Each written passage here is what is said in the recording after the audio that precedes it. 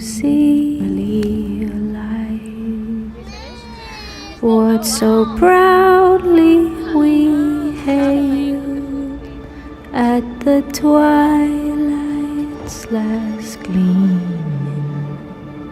whose broad stripes and bright stars through the perilous fight o'er the ramparts we watched were so gallantly streamed. I'm pregnant. And the rocket's red glare, the bombs bursting in air, gave proof through the night that our flag was still. Oh, say does that star-spangled banner yet wave o'er the land of the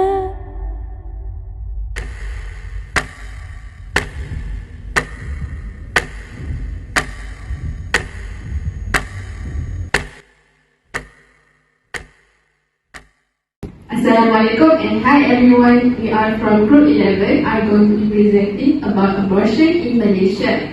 Before we start our presentation, we are going to introduce ourselves. My name is Nurul Alfa. My name is Jamila Christina. My name is Nur Soleha. And my name is Nur Anissa Wafa. My name is Siti Aisha. Next, I am going to be telling you guys about current legal position for abortion in Malaysia. So, a lot of people has a lot of misconceptions about abortion, saying that it is illegal when it is actually permissible if it was done in the right way. If we go through the penal code from section 312 until 316, it will tell you about the exceptions for abortion. And abortion can only be done by a registered medical practitioner if the pregnancy could affect the pregnant woman physically or mentally. Abortion is only considered illegal if it doesn't fulfill the exceptions of the penal code. Abortion was actually illegal a long time ago, in the 1950s for example. It was very important to make that abortion is illegal because there were a lot of unsafe abortions. Example of unsafe abortion that can lead to maternal death after or before childbirth because of unsafe conditions. The abortion was done through agents as long as human civilization has been there. There have been traditional midwives, bomo, dukun, medicine men which were very unsafe and unclean. A lot of people were bleeding and even died until there was a law introduced. As tech has improved, in 1989 there was an amendment in the penal code that I stated just now, that there is an exception to perform an abortion. Next, why is abortion permissible in Malaysia even though Islam says it cannot be done? In this equation, we will go by law. If we look at the position by law, it shouldn't include anything to do with religion, regardless what religion it is. And we, as a law student, we cannot be influenced by misconception, values, religion, and assumption. And if we look at the law, it did not say that it cannot be done, but it says that abortion can be done in 3 conditions and must be in good faith.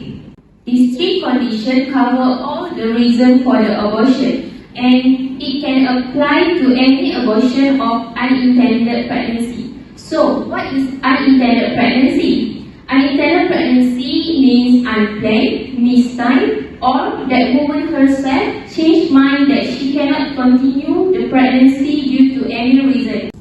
And now, I will invite Jamila to discuss together about this point.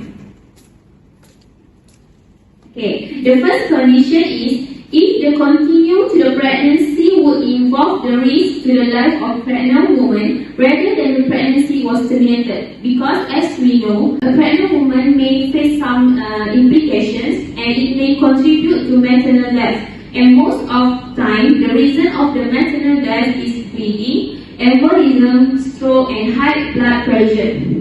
And in Malaysia, the risk of dying because of the unsafe abortion is very rare because majority of abortion is done in private clinic and under safe condition. So we can say that the risk to the unsafe abortion is much more lesser than the delivery. That's why it's injury to the mental health. And according to the speaker, if a woman comes to her with an intended pregnancy, automatically she is anxious and distressed. Nobody comes in a happy state of mind. And according to the pregnant court, you don't need to have a severe mental health issue. Means that you don't need to be anxiety disorder or depression disorder. It was a broad term, which means that you just need to have a condition where your mental health is not in a good condition. For the last one, is injury to physical health. We can see that physical health is more likely like heart disease, thyroid disease and all. So, doing the abortion is more or less risky rather than pregnancy. However, according to the pregnant court, it also does not say that you have to have a severe injury to physical health. Means that you does not have to almost dying with heart condition, having a kidney problem or chemotherapy. You just have to have a condition will cause the body a lot of problems.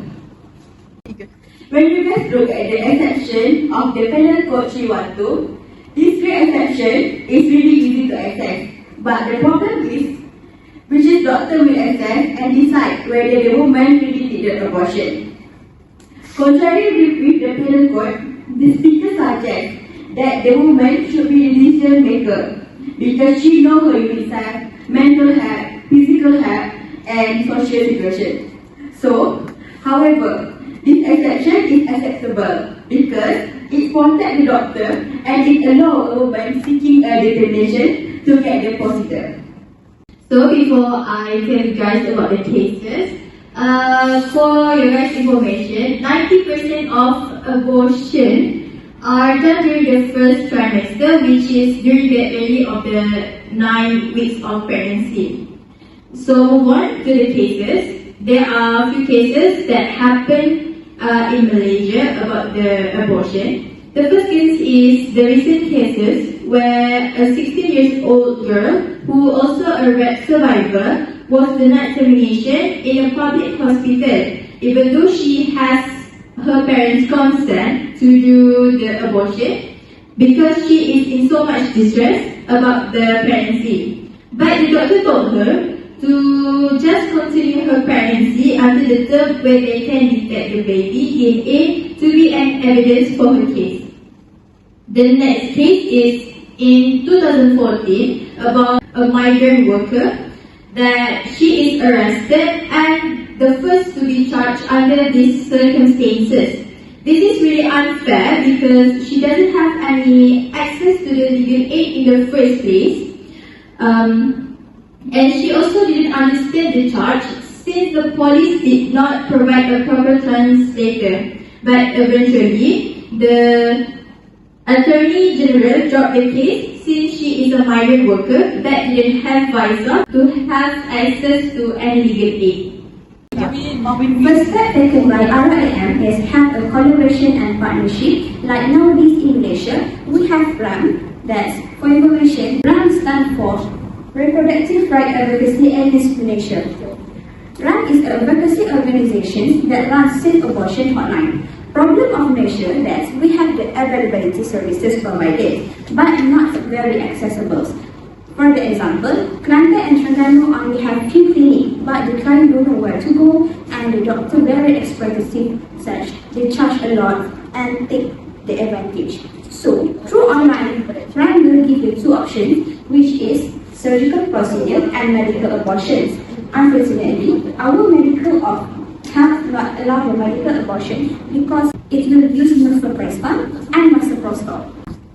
For the second step is peak monitoring and reporting. RAM tries to bring the voice of women to ministry because they don't know what happened in real life. So RAM will collect data and do research. For the last step is policy recommendations. Like RAM gives suggestions relating this issue because having medical abortion in first trimester is a safe abortion. So it had been shown by some countries like Afghanistan and South Sudan and etc. So there is existing restriction on medical abortion pills like mifepristone. First, what is mifepristone? Mifepristone is a medication typically used in combination with misoprostol to bring about a medical abortion during pregnancy and manage early miscarriage. It is also effective in the second trimester of pregnancy. Next, if the medical abortion pills like mifepristone and misoprostol did not allow in Malaysia, what happens? Our people will turn online to illegal non-regulated seller and it will encourage unsafe abortions. Next, why our government did not allow the medical abortion? Because medical oversight and safety were to keep the pills under medical supervision and evaluate possible side effects and interaction and the need for proper follow-up. Second, social stigma and controversy. Like community attitudes, religious belief, and cultural norms surrounding abortion can contribute to restrictive policies and regulations. That's all from us. Thank you.